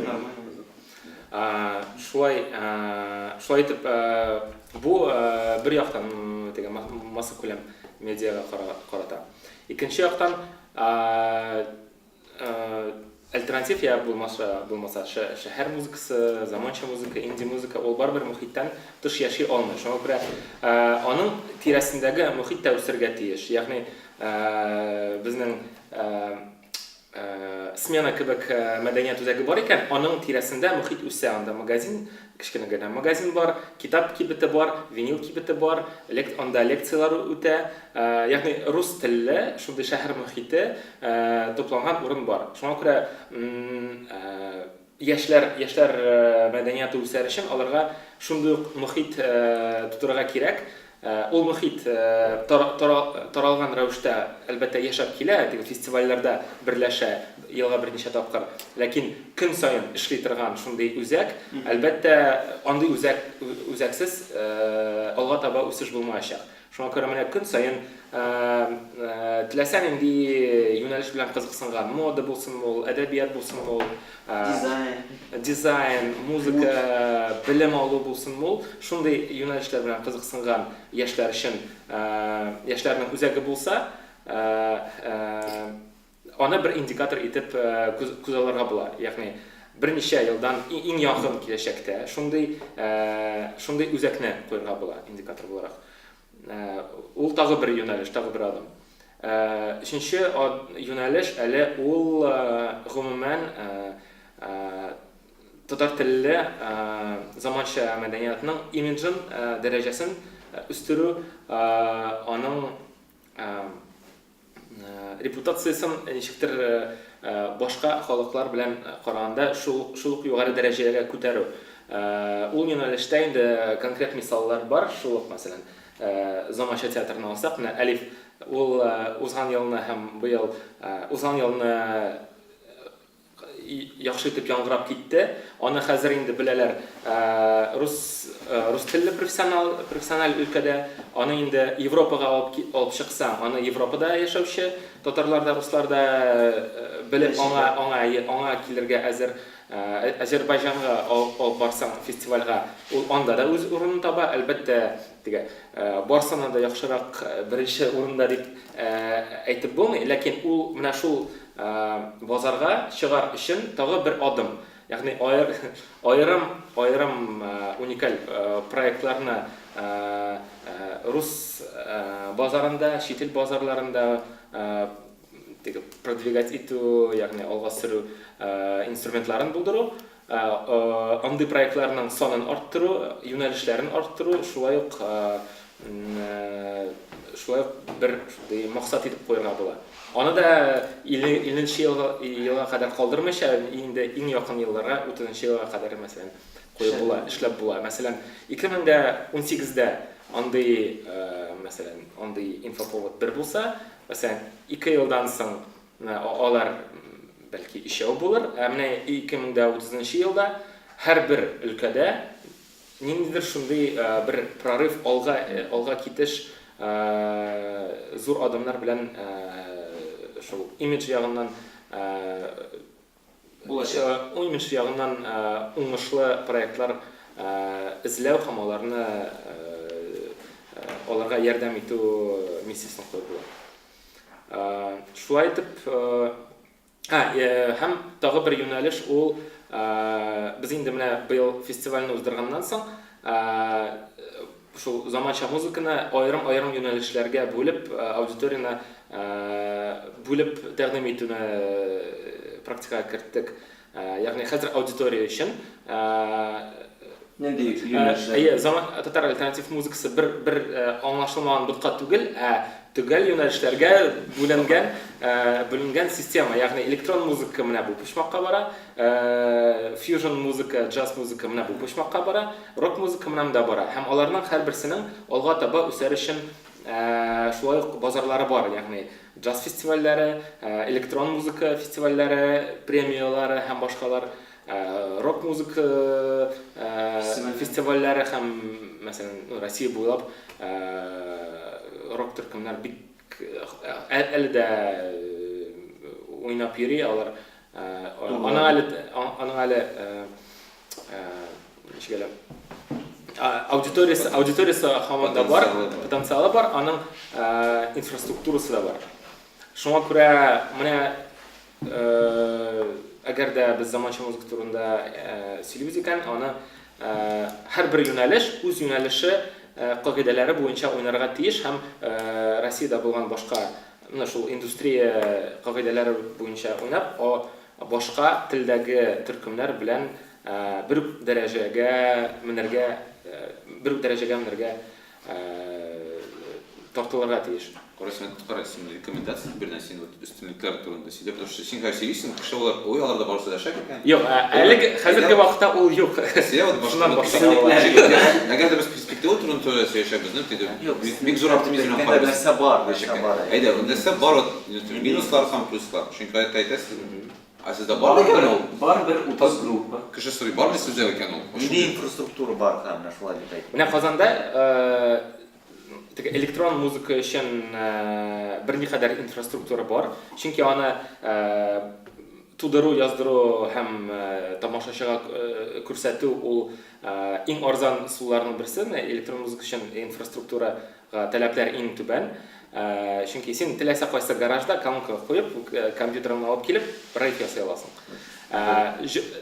Жанлы музыка өчен таләпләр югарырак. Һәм аның өчен инфраструктура Казанда бөтенләй юк диярлек. Ул мәйданчыкларны бармак белән санарлык. Һәм аларның мәйданы репетиция ясый торган, аны күрсәтә торган нокталар. Мәсәлән, клублар, фестивальләр, джаз кафелар. Элек ТНВда бердән бер тапшыру бар иде, территория ночного вещания. Анда тере яңгырашта уйнатырган төркемнәр барып, төнлә үзләренең тулы концертын яздырып, алып кайта ала иделәр. Хәзер ул да юк. Чөнки әйтәләр аның аудиториясы булмаган. Әлбәттә инде төнге 11дә күрсәтсәң, аның аудиториясы булмачак. Ләкин Şuңа күрә ул бит инде өстенлек итеп теге беренче итеп әйтте, яздырып алып кайта алалар иде. Инде бер караганда телевизиядә бит аны күрсәтер өчен төшерәләр. Монда өстенлек итеп әйтте, алып кайта алалар. Материал.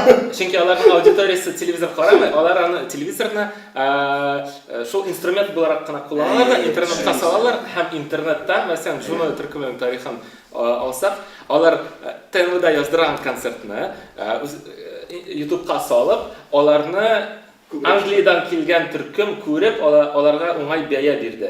Шуннан соң аларның видеосын. ТНВ видеосын карап. Рәхмәт ТНВ. Аны ТНВда калдырсалар. Димәк, инфраструктура түбән тагын. Жанлы музыка өчен Казанда, мәсәлән, инфраструктура бик бар дип әйтмәс идек. Шуңа күрә без булганын тиешле дәрәҗәдә кулланып, алардан мөмкин кадәр күп үзебезгә Кайсы миллионлык шәһәрдә бар инфраструктура? Сен кайсы шәһәргә без үрнәк итеп алабыз? Без Москвада Юк, без шәһәр дип кенә карамыйк, без хәзер милләт аркылы карыйк әле, милләт аркылы. Чөнки шәһәр эшләмәсә дә аны теләсә кайсы миллионлыкта эшләгән инфраструктура, алардан рок группалар чыгалар һәм бөтен Россиягә, бөтен аудиториялары бар, рәхәтләнеп. Юк, мен әйтеп була, что, белмим, татар яши торган урында инфраструктура юк. Юк, мәсәлән, Мәскәүдә, Петербургта бар, Уфада бар. У концерт узамыз, татар музыкасын җанланса иде, үзем битәр. Узмый Шак типендә. Узмый иде, менә хәзер уздырып карыйбыз. нигә Уфада? Нәрсә Уфада бар? Казанда бар. Постоянно концертлар. Уфада мәсәлән Music Hall дигән бер дигән клуб, ул клубка бөтен СНГдан СНГ буенча йөри торган теге рус телле йолдызлар анда концерт куя, мәсәлән, шул Мгзавреби, Луна, ягъни яшьләр тыңлый торган бик популяр төркемнәр. Шунда ук татар һәм башкорт төркемнәре дә барып концерт куя алалар. Безнең андый заллар юк. Бездә Казанда бар, амма анда бездә җанлы төркемнәр анда чыгышлар ясамый. Чөнки Экономика, Пирамида Маяковский бар иде, диме? Мәсәлән, пирамида кертмия. Юк, нинди пирамида. 300 урынлыкта урын юк бит. Әйе, әйтәм, 300 кеше хотя бы, или 500 кеше җыела торган. Нинди урын бар? Беләсез, һәман урында сыйып эшләр. Без һәман факторы бит аламаннан түгел. Аудиторияда бит фактор. Аудитория. Монда без аудитория булса, 1000-ликне дә ясыйлар, 2000-лек залда ясыйлар. Бер кимчилек аудитория кичкене. Бу иң беренче кимчилек. Кешегә мотивация юк. Яңа артистлар тууырга мотивация юк. Алар кем өчен чыгарга тиеш соң? Алар теге фанатик өчен, фанатик дип атылайды кызганычка каршы. Шулай бит һәр вакыт теге масса күләме әгәр без эстраданы кабул итсәк, аны меңләгән кеше карый алар фанатик түгел, ә нигәдер теге инде жанлы музыканы уңгына кеше килә икән, теге меньшинство булганда алар фанатикка әйләнәләр. Димәк, без кирәкмибез үз милләтебезгә. Монда аудиторияда Эфир бетте. мотивация Yok, biz bit festival ütkәреп карадык, аудиторияны санап карадык. Бар, әмма информация бит дөрес итеп таратылмый, мин шулай әйтер идем. Анда килгән кешеләр кеше аны яратмый, яки кеше аны турында белми. Просто тупо белми. Син эшләгән татарстан, в смысле татарский рок, что такое татарский? А сездә бар татарский рок. Татарча. То есть кеше миңа күп кеше әйтә. Без чыгыш ясадык, мәсәлән, форумларда, кеше килә. Безнең бит идея булмады Google-га татарский рок. Сен һәм модератор буларак түгел, син хәзер альтернатив музыканы уйнаучы кеше буларак сөйлисең бу хәзер. Просто мен Ильясны Мальтамой бергә, чөнки ул турыда инглиз сөйләми ул турыда. Жул кимчилек, ул дөрес пират булмау, дөрес пропаганда булмай, дөрес информация, мәгълүматны тарату ысуллары юк. Шуңа. Аны теге зарланмыйча түгел, теге безне куймыйлар радиога. Презентация факт. Чөнки ул безнең йөзләгән адресны радиога беркайчан куймыйлар, аларның бөтен текстлары мат перемат. Скриптайтта да радиода үтәтмәләр бит инде. Ләкин ул интернет ярдәмендә бер караганда радио түгел, ул күпкә популяррак, хәтта күп радиоларда телевизионда. Кеше дип әйтер идем, эстрадның аерымы бар, чөнки эстрадның бар группалары, кеше кабыза TMTV-ны мәсәлән һәм беләнесен тыңларга, монда бар инфраструктура, монда инфраструктура юк, һәм тәҗрибәсе юк, шундый теге белмиләр ичка. Рус менә яхшы скриптонит дигән мисал миңа бер фикри уятты, име? Без һәм радиога да бәйләмәкче булабыз, дәүләткә бәйләмәкче булабыз, инде менә бигрәк альтернатив музыка өлкәсендәге группаларны. Русларда ул ничектер кермичә генә интернет, YouTube ярдәмендә, име бик җайлы гына интернет һәм телевизия, радио һәм телевидение беренче урында түгеллеген күрсәтте. Хәтта нинди ситуация килә башлады, орган чакыра, киресенчә шул альтернативалар үзләренә программага һәм менә шул скриптониклар барлык теге шул фараоннар нинди стильдә дип әйтергә була. LG-лар име, алар бөтенсе дә интернеттан һәм ахырдан әле телевизиялар үзләре аңлап кирәклеген әлеге музыканы ниндидер цензура аша үткән эдитларын үзләренә булдыра башлады. Мәсәлән, Филипп Киркоровның әйтә, хәтта Филипп Киркоров та интернетта аша кирип киткән иде. Телевидениелар сорап алдылар, әйдәгез бездә телевидениега куябыз, цензура аша дип. Biz нигә бер караганда уйланабыз ул хакта һәм нигә шул як турында да уйларга була. Бигрәк тә альтернатив музыкага килгәндә уйлап карарга кирәк менә шушы инструмент, интернет инструментын һәм дөрес тарату. Әле беләсезме, уйлар идем YouTube'та әле татар юк вообще. Юк шул, юк тыганы. Блогерларның теге татар радиосының группалар, каналларын алып барасыз сез YouTube'та. Вообще аз кеше нәрсә белән бәйле түгел. Бүгенге көндә бар миллионлаган просмотрлар бар, караулар бар, һәм алар беләсезме кайда? Алар клипларда. Рифат Зарипов, Гүзәл Уразова клиплары миллион, 3 миллион, 5 миллионга җитергән. Бар. Һәм ул нәрсә белән бәйле? Татар YouTube'ны карый, ниндидер конкрет бер территория буларак түгел. Менә без бит инде блогка кемдер YouTube'та бит инде син языласың, карыйсың блогерларны, һәм шунда теге Ауланы эзләү системасы гына. Карыйсы Кирпиттан иркәнең яңа клибен басты, карады, ул регистрациясы юганы калганы юк. Ул анда YouTube'ка карамый мәйдан буларак. Ул YouTube'ны карый бар тик ниндидер бер менә хәзер күрәсе килгән әйбернең нәрсәсе дип әйтик инде бер Хәзер бирә торган әйбер теге менә карыйсы килде карадым. Территория буларак бирәк тә акыл территориясы. Канал кебек. Карамыйлар, шуңа бездә блогерларда бер караганда бу бик уңышлы һәм яхшы этәргеч булыр иде. Күз аңа китерегез. Уйлый белүче блогерлар һәм шушы блогерларны тыңлап, аларны критикага бирүче аудитория бит ул нинди? Аудитория үзендә күрә блогерларның. Үзләренең блогер буласы килә башлады. ТНВ-ны сообща прокачивать итәргә кирәк. Безнең инде просто ни шундый теге аудитория кичкенә булгач, безнең бер блогер үзенекен алып барырга тиеш түгел, ә например 5 блогер бер канал ясый. Мәсәлән, шундыйрак коллаборация кирәк. Бәлки әлегә хотя бы зур өстенлек бар, нишасы вообще. Бу килде беренче булып, килде вообще бөтен популяр блогер. Ләкин беренчегә бик авыр булачак. Беренче 3 кеше башласа, аннан соң җиңел. Менә хәзер кемдер көтә ахырсы. Теге беренче 3 блогер теге түшәмне бәрсә, китсә, аннан соң инде бөтен кеше китәчәк. Менә шу 3 кешене табырга идебез. Син тагын менә мен шул рупорга кире кайтмакчы идем. Чөнки ул бар тик YouTube-ка гына сатып калдырырга ярамый аны. Чөнки бар мәсәлән, видео сыйфатлы видео контентны җитештерү өчен әлбәттә бик күп ресурслар кирәк. Менә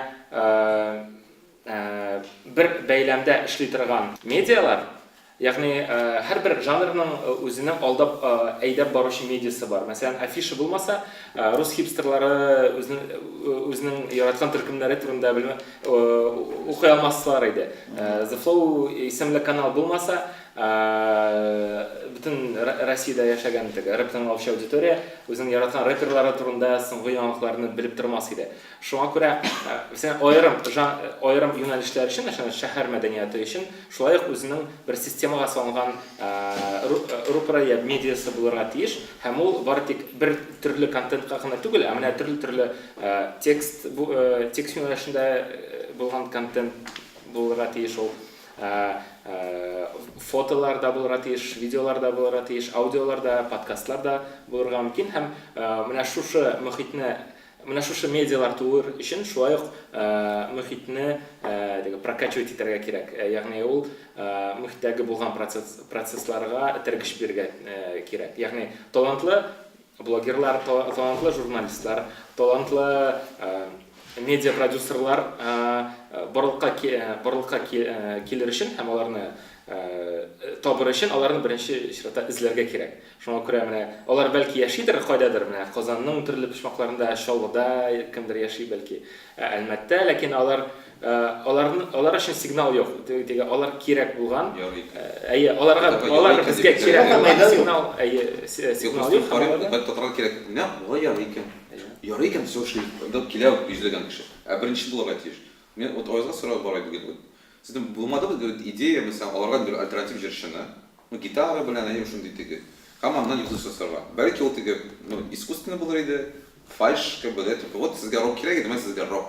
Gitara bilen ул Bizning bilasizmi, men bu so'rovga hozir to'liq javob bera olmayman, chunki men radio bizda albatta prodyuserlik o'zagi, onun ayrim struktura, bizning ayrim struktura, ayrim yetakchilik, ayrim kadrlar. Ularning bugungi kunda biz kommersiyalı shaxsiy struktura bo'larak, shaxsiy shirkat bo'larak biz investitsiya yasamıyoruz kazanışa karşı. Kazanışa karşı deb aytaymi, men agar mening o'zimning resurslarim bor, ham menga kerak bugun, men kiritgan ақшаны bugun olirman. Aytib, masalan, men bugun anglayman. Meni avvalda abilar yeysamlar, aytib, masalan, kimdir tinglaganini anglayman, shu produktni tezgina yetishtirib beraman. Bir qaraganda sen aytgan produkt, investitsiya g'afrit, uni men olirga tegish, ham 5 yilga men uni aylantirga investitsiyaga kiritaman. Men undan bir nima kirim olmayman. Ham qayroqda bizga shunday so'rovlarni beralar, endi bu tigi alternativ muzikaga qarata to'g'ri, endi klassik muzikaga qarata nega siz shulay, nega siz biz aytamiz, bizning birdan bir ham bitta javob bor, bu bizning ko'zlikda. Biz kommersiya, biz bir nida tatsa olmaymiz. Biz bir qaraganda agarda bizning nedir altruistik fikr bilan ishlansa, ham ali shunga istab ortib qolartirgan ақша bo'lsa, buni ishlarga bo'lar. Mitsinat bulara gayme. Lekin bu kunda bizim bulayda kichkina bozor ham o'zi yetishtirgan bir yetib bora aytib masalan. Tag'in yasarga kontent ham azina qola pribul bo'laroq deb aytdik. Yani sizde eksperimentlar için böyle tigi. Bizning qizg'anishga qarshi bizning iqtisod ali bilasizmi, mana Google ishlayapti. Google o'zi nedir eksperimental ravishda, yeksa Facebook emas, bilaw tezdan men ақша ketirishgan WhatsApp'ni ham elimdan neshanchi yil edi? 5-yilmi, 6-yilmi, 7-yil ketdi. WhatsApp ali bir tiyin ақша ketirmay, lekin ularga milliardlardan investitsiya ketyapti. Ayy, ham bilaw oxirdan ақша ketirishgan, ham uning aholi milliardlari bor edi, investitsiya kiritdi. Bizning investitsiya kiritadiganday mumkinlik yo'q. Bizga hozir kerak bir bottom problema shunda. Buni bilan ishlarga bilmayman, agarda bizga aytsalar, mana masalan, nechikdir davlatga baylab qoldirmoqchi bo'lamiz, lekin bunda fondlar da bor bitalik, bunda tarafdorlar o'ylamasa kerak. Balki bir ulka biz söylashsak, davlat bilan fond bilan söylashsak ham shu fond yordamida biz o'zimizning instrumentlarni qo'llanib, endi shu eksperimentni tamin eta olamiz. Tamin tugul, ishg'ala olamiz, bizning instrumentlar bor, ham qo'llana olamiz, lekin shu eksperimentlar ishimizga foydaga kimdir bizga beysizroq ақша to'lasa әзербіз. Мен неге айтам, çünkü эстрадада мына миңа бик сыйфаты эшләр, ничек эшлиләр, әйме теге бүтән профессионал. Альтернативада миңа музыкасы эшли, әгәр дә икесен кушсам, миңа да кыз булар бер Шагыйрә битва, бер караганда ул. Әйдәгез моны шуннан соңрак абсолютно. Син киләчәккә алмадың. Әгәр син Киләчәккә рекомендация үтәрсә, әйме бит нишалар белән кеше İdeal үзенә төрле төркемнәр тапса. Ideal kelajakda biz ochiq bozorda bizning proyektlar boshqa mesela Rus proyektlari bilan bir ratda nindir o'zining auditoriyasini topib o'z nishasini olirga tegishli. Ya'ni bu massa ko'lam biror media bo'lsinmi, ol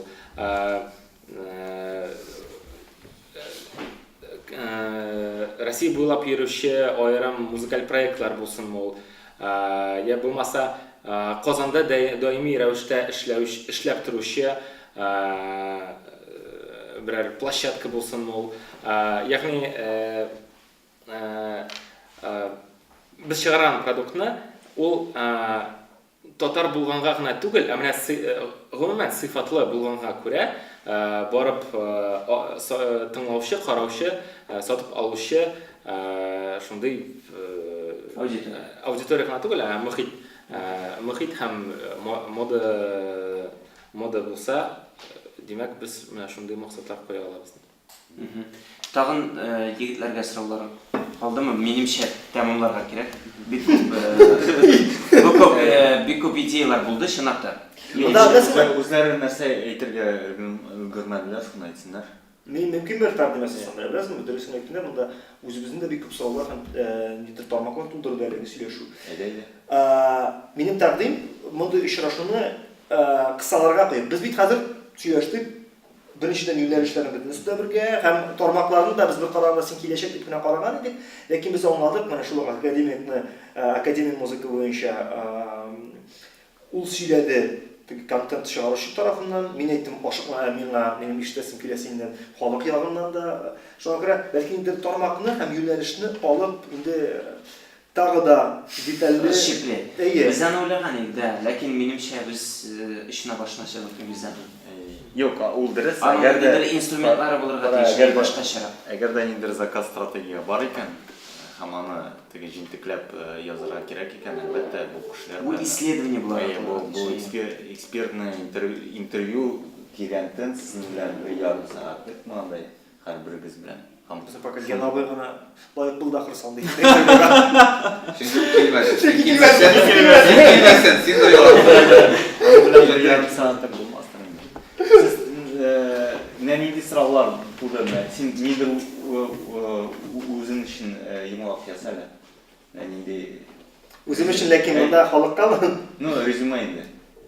Min bilmiyorum, şul tege özümün profesyonel deb aytganda o'sishimdan chiqib, meni har vaqt tege men o'zimning qobiqda, o'zimning shu tarbiyalangan ham o'savergan shu. Shunga ko'ra men har vaqtda da mana birinchidan kelasi qo'shira o'shni qorama ikki moment motivatsiya kelib tutashi, motivatsiya finans yog'idan kelib tutashi auditoriyaga. Har vaqt mana İlyasqada, Ilmirgada har vaqtda da men ko'rayam auditoriyani, har vaqtda da ko'rayam boshqaruvchini.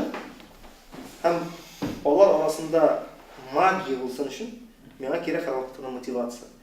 Rocker jirlasin uchun motivatsiya bo'lsin uchun auditoriya.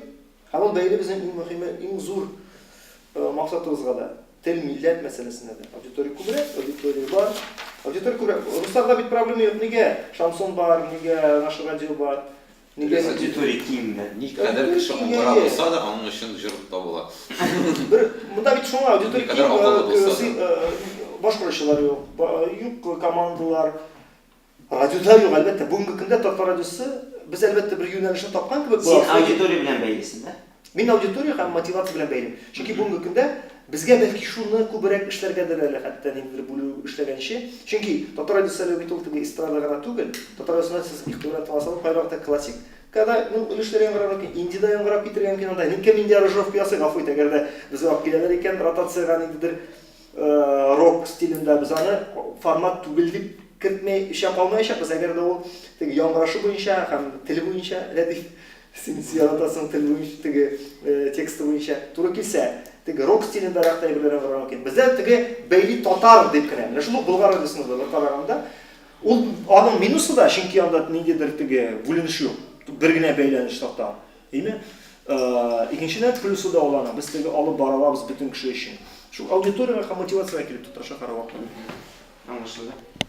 Benim misal Ama biz söyleyişlerin artık gitmeye almayacak biz şu motivatsiya ham auditoriya problemasini hal etmişe.